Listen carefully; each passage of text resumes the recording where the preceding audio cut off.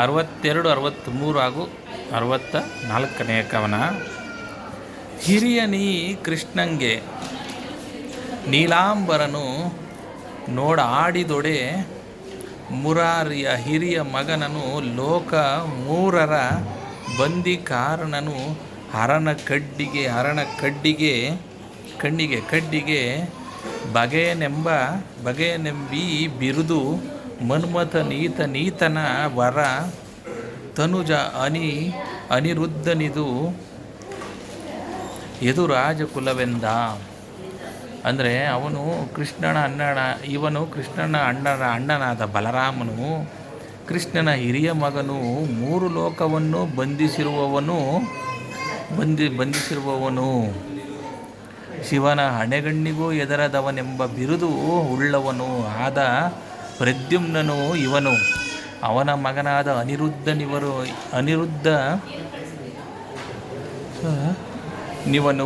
ಇವರು ಯಾದವರಾಜರು. ಸಾರಣನು ಕಲಿ ಸಾಂಬನೀತನು ಚಾರು ದೀಪಿಕ ನೀತನಮಲ ಕ್ರೂರ ಸತ್ಯಕ ನೀತ ಸಾತ್ಯಕಿ ಈತ ಕೃತವರ್ಮ ಸಾರ ಮೌಂಜಸ್ಸ ನೀತ ವಿದುರನಾದಿ ಸಮಸ್ತ ಯಾದವ ವೀರರಿಂದ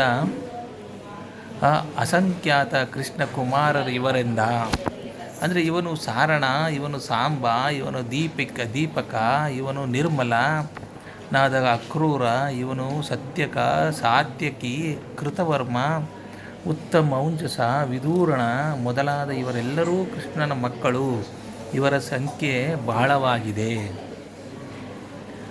ಜಗವ ನಿಂದ್ರಿಯ ಕರಣ ವಿಷಯಾದಿಗಳನ್ನೆಲ್ಲವನ್ನೆತ್ತಿ ಮುಖದಲ್ಲಿ ತೆಗೆದು ಶ್ರುತಿ ಶಿರದ ಅಮಲ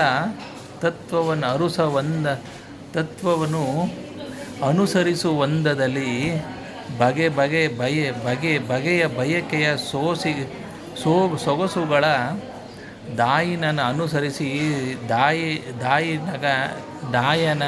ದಾಯಗನ ಅನುಸರಿಸುತ್ತಾ ಕುಡಿತ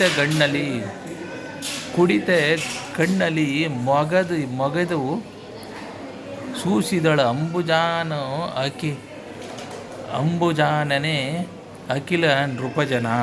ಅಂದರೆ ಈ ಜಗತ್ತು, ಇಂದ್ರಿಯಗಳು, ಅಂತಃಕರಣ ವಿಷಯಗಳು ಇವೆಲ್ಲವನ್ನೂ ವಿಚಾರಿಸಿ ಉಪನಿಷತ್ತುಗಳಲ್ಲಿ ಈಡಿರುವ ನಿರ್ಮಲವಾದ ತತ್ವವನ್ನು ಹುಡುಕುವಂತೆ ತನ್ನ ಮನಸ್ಸನ್ನು ಸೂರೆಗೊಳ್ಳುವ ಸುಂದರನನ್ನು ಹುಡುಕುತ್ತಾ ಸಭೆಯಲ್ಲಿ ಕುಳಿತವರನ್ನು ತನ್ನ ಕುಡಿನೋಟದಿಂದಲೇ ತೆಗೆದು ಕೈಬಿಟ್ಟಳು.